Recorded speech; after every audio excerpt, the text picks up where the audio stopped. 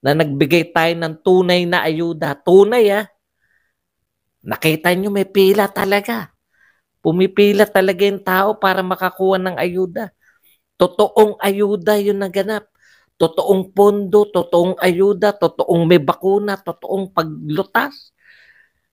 Totoong nilulutas yung mga suliranin. Kaya bilang ganti, no? Dahil sa magaling po yung nagdaang Pangulo, lahat ng mga naapektuhan gusto siyang makulong.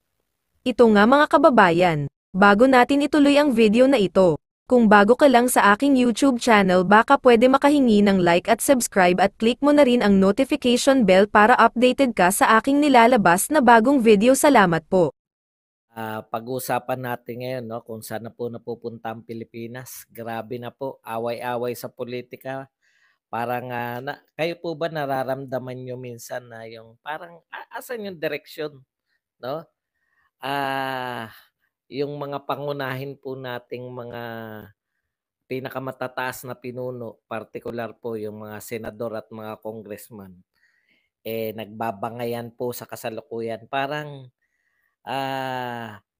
yung pinoproblema natin unlike before, hindi ko po kinukumpara, no? Hindi mo maialis na ikumpara eh.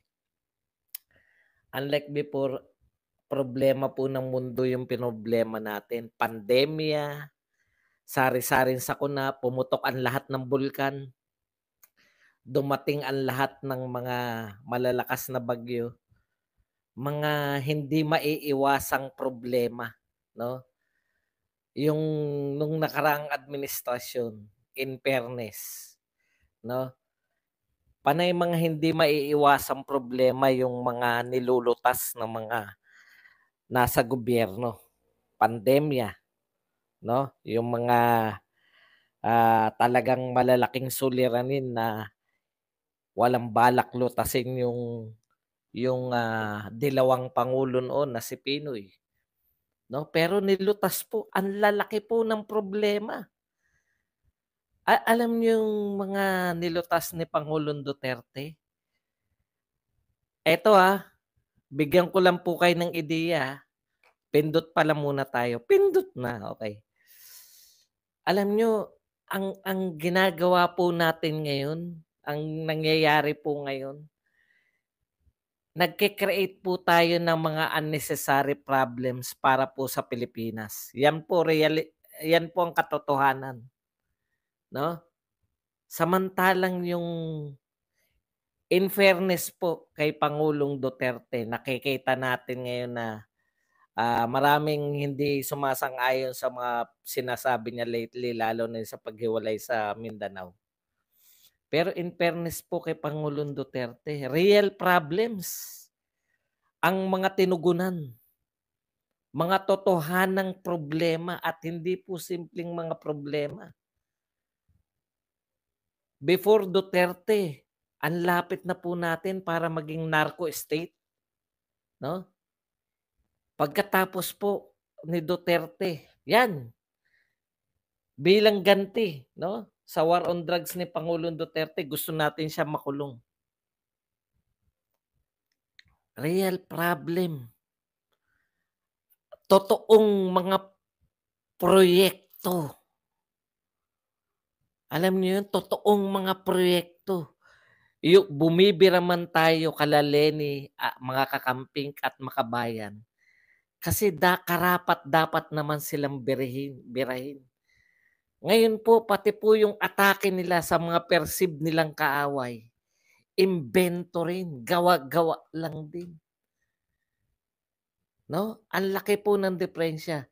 Real problems, tinugunan po ng real solutions. Nagkaroon po ng mga real, mga totohanan pong proyekto. Ano ibig ko sabihin ng totohanan proyekto? Totohanan po talaga yung as in nakikita, nararamdaman, naaamoy nyo yung proyekto. Dito po, tapos hindi tayo napabayaan kahit po pandaigdigan na yung problema. Pandemya na yung pinoproblema ng Pilipinas. Gumawa pa rin ng solusyon. Gumawa ng solusyon. Naghagilap ng mga habang nagkakagulo yung mga iba't ibang parte ng mundo kung saan makakakuha ng bakuna, kung saan papaano hindi mapapano. Nag-lockdown tayo, nagbigay tayo ng ayuda, no? Imagine po ninyo. Ngayon nagbibigay ng ayuda mas malalaki pa. Mas malaki pa yung pondo ng ayuda ngayon kaysa yung ayuda nung 2 taon na nagbigay tayo ng tunay na ayuda. Tunay nakita nyo may pila talaga. Pumipila talaga yung tao para makakuha ng ayuda. Totoong ayuda yung naganap. Totoong pondo, totoong ayuda, totoong may bakuna, totoong paglutas. Totoong nilulutas yung mga suliranin. Kaya bilang ganti, no? Dahil sa magaling po yung nagdaang Pangulo, lahat ng mga naapektuhan gusto siyang makulong. Ngayon po, wala po tayong putya, isang bagyo pa, hindi nga bagyo, no? Yung isang kalamidad pa lang po. Ito pa lang yung kalamidad natin na talagang may mga namatay na marami. Ligtas sarili na agad eh. Ang sisi na agad sa Duterte na agad ang sisi. Paano pag nagsunod-sunod yung trahedya? Sisi na lahat yan kay Duterte. At parang ang hirap pong tanggapin ngayon sa kasalukuyan, no, yung nagaganap. Unnecessary po ito eh. Yung away po ng Senado at ng Kongreso, House of Representatives at Senate, unnecessary na away, na create dahil dyan sa gustong ipasa yung tiyatya. Alam niyo yung ibig sabihin, pwedeng maiiwasan. Ayan, akala nyo ba yung mga inaaya nating mga foreign investors hindi nanonood? Ngayon po, ano mga proyekto? Plano, pinagmamalaki. Ano kayo, Duterte, wala kayong planong ganito. Duterte, wala kayo nito. Plano pa lang, 20 pesos na bigas. Ano kayo? 20 pesos na bigas sa plano. Sa milyon papatayo sa plano. Sa plano.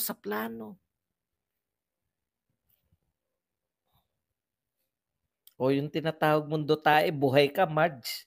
Arca Claro. No, buhay ka. Malamang isa ka sa pumila sa ayuda. Nung tinatawag mong dotae. Alam mo ba, Marge? Arca Claro.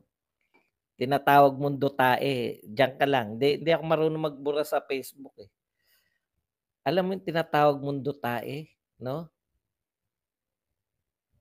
Namigay ng tunay na ayuda. Ngayon, may pila na po ba ng ayuda? Kayo po ba nakatanggap na kayo ng ayuda? Ang budget sa ayuda ngayon, doble ng 2 taong ayuda nung panahon ni Duterte. Tapos sasabihin mo, no, dotae, no? Baka pumila ka sa ayuda, nakatanggap ka ng 2 beses panahon ni Duterte. Ngayon, baka hindi ka pa tumatanggap ng ayuda, dapat ngayon kayo nagtatanong eh. 'Di ba? Ngayon, ang budget natin sa ayuda, 500 billion. Ang budget ngayon taon. Walang pandemya ngayon. Pero mas malaki ang ayuda. Bakit? Dapat mas mahaba pila ngayon, di ba? Kasi nakita natin yung ayuda nung may pandemya, mahaba pila eh.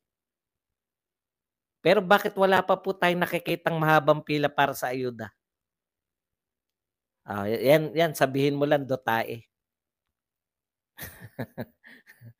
Thank you very much sa Lotis Villafranca sa 10 stars. Unnecessary, lalo na ngayon natutuklasan po natin yung hearing. Natutuklasan po natin kung ano pong machination nila.